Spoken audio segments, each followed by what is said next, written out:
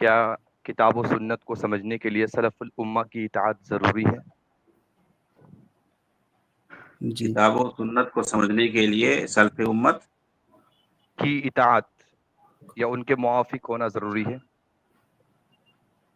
دیکھیے، کتاب و سنت کو سمجھنے کے لیے سلف کے فہم کو استعمال کرنا ضروری ہے، اور جب ہم سلف کے فہم کو کہتے ہیں حجیت کے اعتبار سے، تو اس سے مراد صحابہ ہوتے ہیں۔ یعنی ہم قرآن اور حدیث کو اسی طرح سمجھیں گے جیسے کہ نبی کے دور میں، نبی کی تربیت میں، نبی کے سامنے صحابہ کرام نے سمجھا اور اس پر عمل کیا۔ صحابہ کرام حجت ہیں، صحابہ کرام معیار ہیں، ان کو معیار عطا کیا ہے اللہ تعالیٰ نے اور اس کے رسول نے۔ تو صحابہ کو اللہ کے رسول نے سکھایا ہے دین پر عمل کر کے، تو صحابہ نے سیکھا ہے نبی سے، اور پھر ان کی یہ ذمہ داری تھی کہ جو کچھ نبی سے سیکھا ہے دین کو، جس طریقے سے سیکھا ہے، جس منہج سے سیکھا ہے، وہی منہج اور وہی طریقہ، وہی سٹائل، وہی اسلوب پوری دنیا میں وہ پھیلائے، یہ ان کی ذمہ داری تھی۔ اور آخر میں، آخری سال میں 10 ہجری میں حجۃ الوداع کے موقع پر انہوں نے وعدہ لیا تھا کہ آپ نے، اللہ کے رسول، آپ نے دین کو پورا پھیلا دیا، پورا پہنچا دیا، تبلیغ کر دی۔ جس وقت قرآن کریم کے اندر آیت اتری تھی الیوم اکملت لکم دینکم، دین کو کامل کر دیا، تو اللہ کے رسول نے پوچھا تھا کیا ہم نے دین کو پہنچا دیا؟ صحابہ نے کہا ہاں اللہ کے رسول، آپ نے پہنچا دیا اور پورا حق ادا کر دیا۔ تو اللہ کے رسول نے ان سے بھی وعدہ لیا تھا فَلْيُبَلِّغُ الشَّاهِدُ الْغَائِبَ، جو یہاں پہ ہیں، جتنے صحابہ یہاں پر ہمارے موجود ہیں، یہ ان کی ذمہ داری ہے۔ امر کا صیغہ آپ نے استعمال کیا ہے، ان کی یہ ذمہ داری ہے کہ اس دین کو اس طریقے سے پہنچا دے لوگوں کے پاس۔ تو صحابہ نے پہنچایا ہے نبی سے سیکھ کر کے جس طریقے سے، تو ظاہر سی بات ہے اسی طریقے پر عمل کرنا ضروری ہے۔ اور جب ہم منہج صحابہ کہتے ہیں تو اس سے مراد نبی کا بتایا ہوا منہج ہی ہے۔ اگر ہم اس منہج اور طریقے کو نہیں استعمال کریں گے، تب کس کے طریقوں کو استعمال کریں گے؟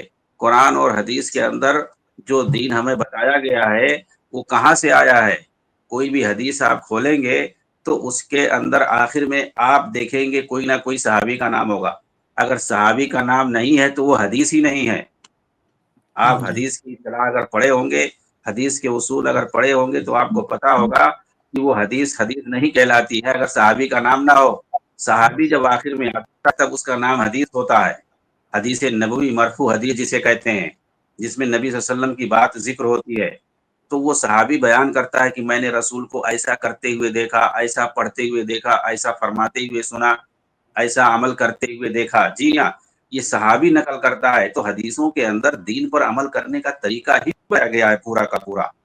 تو صحابہ کی بات نہیں مانو گے تو کس کی مانو گے؟ تو ساری حدیثوں کو رد کرنا پڑے گا، کیونکہ صحابہ ہی نے دین کے طریقے کو نقل کیا حدیثوں کے اندر۔ نماز اللہ کے رسول نے کیسے پڑھی ہے وہ صحابہ ہی نے نقل کیا، حدیثوں کے اندر بیان کیا ہے۔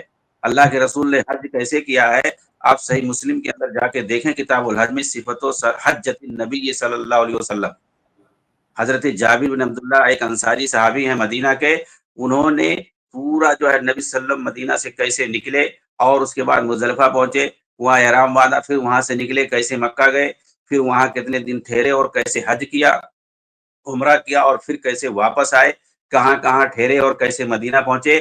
آپ کو جو ہے 10-20 صفحے میں یہ پوری حدیث ملے گی، معمولی نہیں ہے، بہت بڑی حدیث ہے جو صفت و حجۃ النبی کے نام سے امام مسلم نے باب باندھا ہے۔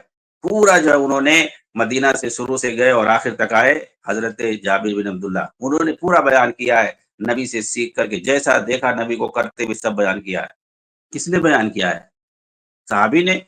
تو ہم انہی پہ تو ٹرسٹ کریں گے، انہی کو تو بتائیں گے کہ انہوں نے جیسا کہا ویسے ہی مانیں گے ہم۔ تو صحابہ اتھارٹی ہیں۔ جب ہم کہتے ہیں فہم سلف تو مراد حجیت کے اعتبار سے صحابہ ہی ہوتے ہیں، تو ان کی بات ہی ماننا پڑے گا۔ صحابہ کے بارے میں پوری امت کا اتفاق ہے، الصحابہ کلہم عدول، دین کے معاملے میں وہ عادل ہے، کیونکہ انہوں نے نبی سے جو سیکھا ہے اسی کو بیان کیا اور اسی طریقے سے بیان کیا، انہوں نے کوئی کمی بیشی نہیں کی ہے۔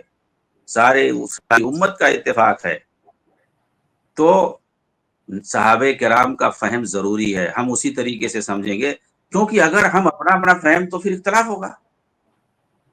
پھر اس کے بعد جیسے بنو اسرائیل کے اندر اختلاف ہوا، دیگر قوموں کے اندر اختلاف ہوا، ویسے مسلمانوں میں بھی ہوگا، اور ویسے ہی ہو رہا ہے اسی وجہ سے۔ آپ صحابہ کی حجت مانیں گے، ان کے فہم کو حجت مانیں گے، تو پھر دین کو ہمیں اسی اصلی شکل میں ملے گا جیسے صحابہ کے دور میں، تابعین، طبع تابعین کے دور میں، ائمہ محدثین کے دور میں تھا۔ ان کے دور میں صرف قرآن اور حدیث کے علاوہ کچھ تھا ہی نہیں، صحابہ سے انہوں نے جو کچھ سیکھا اس کو نقل کر دیا۔ اس کے بعد سب نقلی آیا، جب فرقے بننا شروع ہو گئے، تب جو ہے اپنا اپنا فہم لوگوں نے استعمال کیا، اپنا اپنا طریقہ اور منہج بنا لیا، مسلک بنا لیا، مذہب بنا لیا۔ تیسری صدی ہجری تک کوئی مسلک اور مذہب نہیں تھا۔ صحابہ، تابعین، طبع تابعین، ائمہ کرام اور محدثین اعظام، ان سارا دور، ان سب کا دور دیکھ لیجیے آپ، 3 صدی ہجری تک، 300 سال تک کوئی فرقہ نہیں تھا۔ یہ فرقے کیوں بنے؟ یہ مسلک کی وجہ سے، اپنا اپنا فہم، یہ فلاں امام کہہ رہا ہے اس کے طریقے پر ہم چلیں گے۔ دین کو سب مانتے ہیں، اختلاف کہاں ہوتا ہے؟ طریقے اور منہج میں اور فہم میں۔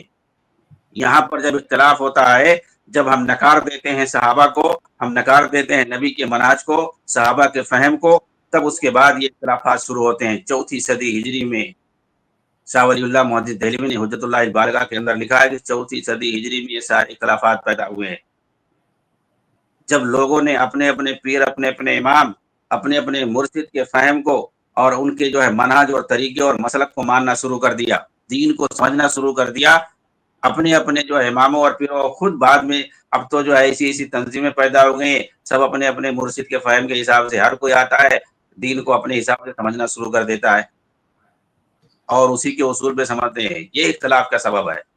اسی لیے ہم جو ہے صحابہ کے فہم سے جوڑتے ہیں، اور وہی ضروری ہے، تبھی جو ہے دین کو اصلی حالت میں ہم سمجھ پائیں گے۔ دین پر انہوں نے جو عمل کیا اور جس طریقے سے سمجھ کے عمل کیا، وہی ہمارے لیے کافی ہے۔